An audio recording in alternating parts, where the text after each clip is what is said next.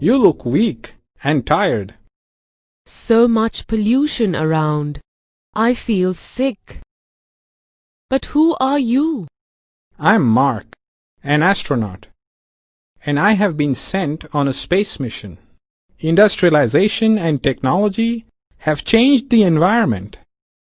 Let me take you on an environmental tour to show you why I feel choked and unwell.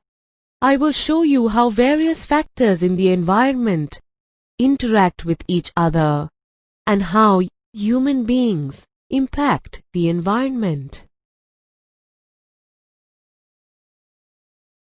By the end of this lesson, you will be able to explain what an ecosystem is, identify the role of the producers, consumers, and the decomposers in the food chain, and list a few of the environmental problems caused by our negligence. The environment comprises the air you breathe, the water that covers the surface, the animals and the plants around you, and much more. The environment is made up of various ecosystems like gardens, lakes, forests, etc. An ecosystem is a place where living organisms and the non-living components of the environment interact with each other. All organisms, such as plants, animals, microorganisms, and human beings, as well as the physical surroundings, interact with each other and maintain a balance in nature. All these living organisms in an area interact with the non-living constituents of the environment, and such interaction is referred to as ecosystem. Thus, an ecosystem consists of biotic components comprising living organisms and abiotic components comprising physical factors like temperature, rainfall, wind, soil, and minerals.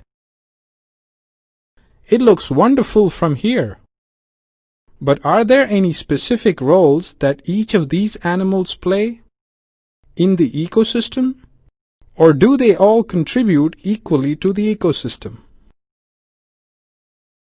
Organisms in the ecosystem are grouped as producers, consumers, and decomposers based on the manner in which they sustain themselves in the environment.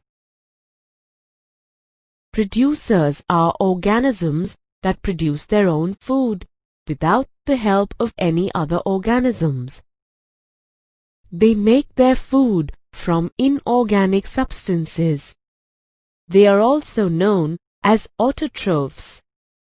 All green plants and certain blue-green algae, which can produce food by photosynthesis, come under this category. Consumers are organisms that cannot produce their own food and depend on producers for their food. Consumers are known as heterotrophs. They depend on autotrophs for their food. These organisms consume the food produced either directly from the producers or indirectly by feeding on other consumers. Consumers can be classified as herbivores, carnivores, omnivores, and parasites. Decomposers help to decompose the dead remains of organisms. In the process, complex molecules are broken down into simpler molecules. If they decompose the dead remains, how does it help the ecosystem? The decomposed material is used up by other organisms, primarily plants, as nutrients for their sustenance. Let me sum it up. Decomposers are also known as organisms of decay or saprobes. They are microorganisms that break down the dead remains and waste products of organisms that can be used by other members of the ecosystem. Bacteria and fungi are examples of saprobes. We have spoken about the groups of organisms in an ecosystem. This brings us to a series or a chain. What is this chain? It is a flow of energy from one species to another, to yet another, and so on. You have seen organisms that feed on one another to sustain themselves in the ecosystem. This develops a food chain in the ecosystem.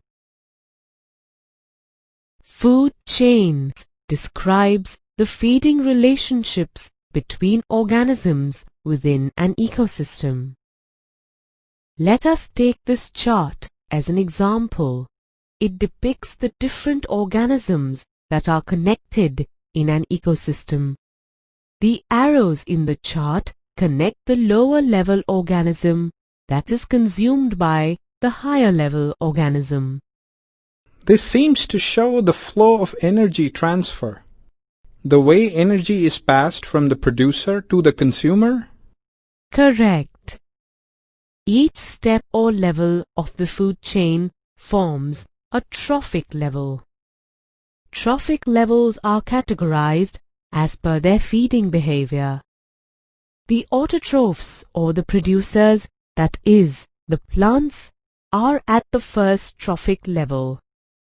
The herbivores or the primary consumers, like bees, insects, come at the second level. Small carnivores like rats, snakes, or secondary consumers come at the third level, and larger carnivores like an eagle or tertiary consumers form the fourth trophic level. Did you know that a huge amount of energy is lost at each stage in the food chain? Oh, I didn't know that. Why do we eat? To get energy. The food you eat acts as fuel and provides energy for work. This energy is passed on to the various trophic levels right from the producers to the tertiary consumers. Autotrophs capture the energy present in sunlight and convert it into chemical energy. This energy supports all the activities of the living world.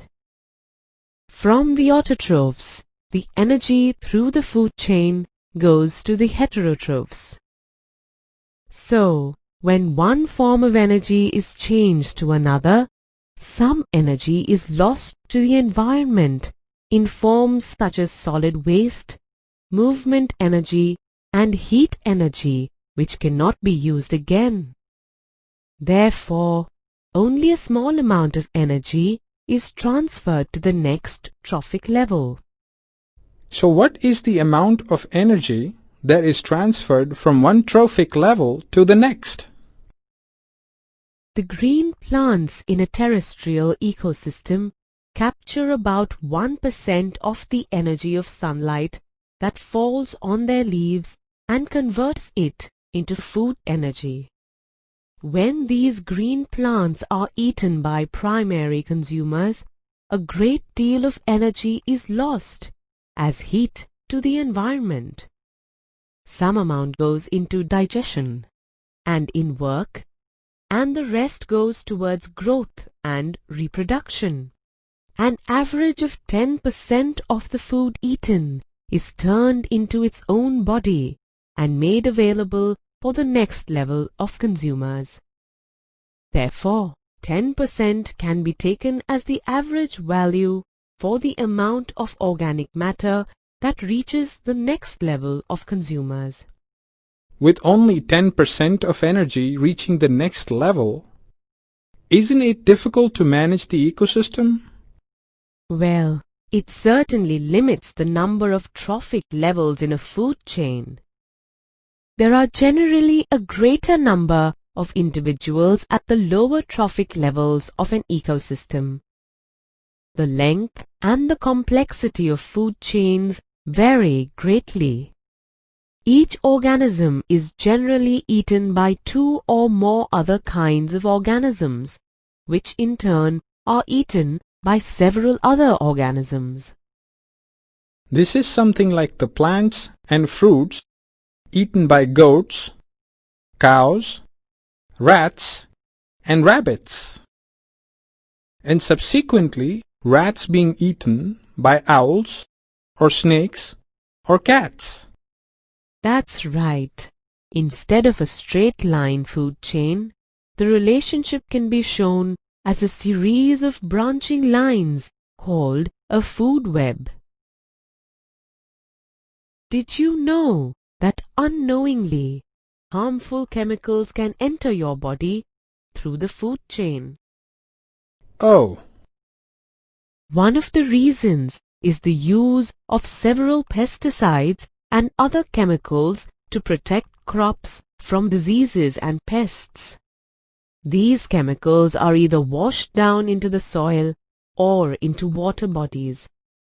These are absorbed from the soil by the plants along with water and minerals, and these are taken up by aquatic plants and animals from water bodies. This is one of the ways in which they enter the food chain. why isn't anything being done about it? As these chemicals are not degradable, these get accumulated progressively at each trophic level. As human beings occupy the top level in any food chain, the maximum concentration of these chemicals gets accumulated in your body. This phenomenon is known as biological magnification. Does this mean that my body is affected too? You are concerned with the chemicals entering your body, but not worried about the environment? You have been polluting the air, causing deforestation and acid rains, thereby not only endangering me and other living organisms, but also yourselves. This is why food grains such as wheat and rice, vegetables and fruits, and even meat contain varying amounts of pesticide residues. These residues cannot always be removed by washing or by other means. Let me show you how you have caused these environmental hazards. Though pure plastics have generally low toxicity and would pass through the digestive system without much ill effects, they are durable and non-biodegradable. But the manufacturing and burning of plastics can release toxic gases. Oh, I see. So plastics stay in the Earth's crust for a long time. But why are they not biodegradable? Can you digest stones? Of course not. Just like the enzymes in the stomach can act only on specific foods, the bacteria and saprobes can degrade only organic substances but not man-made plastics.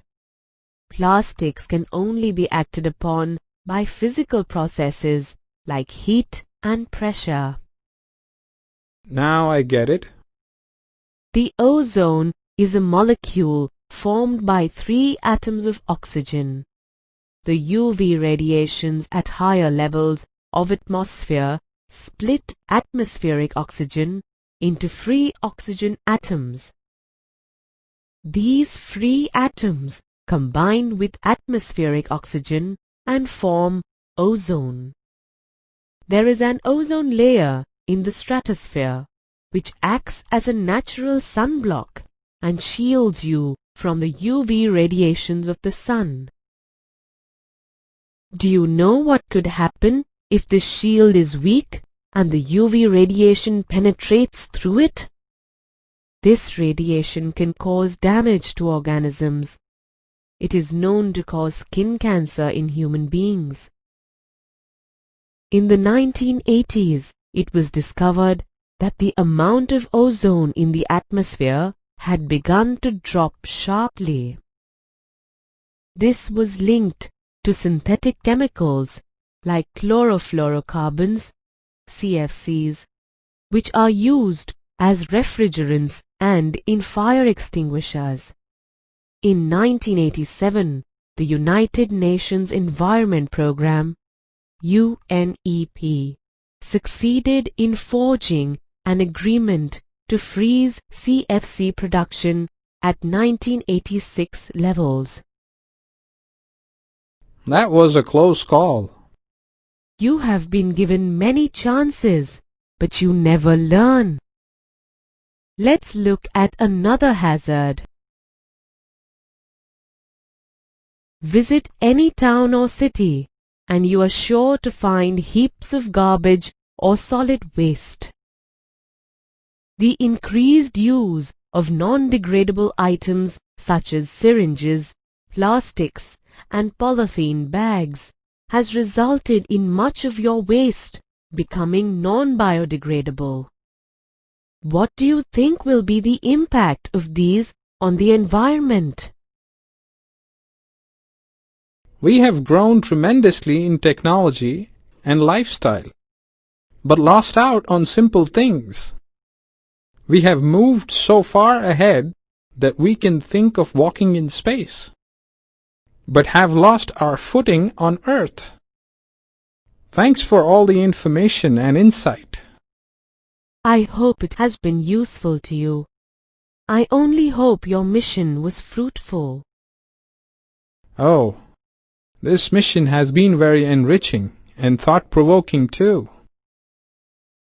Thanks once again. Bye.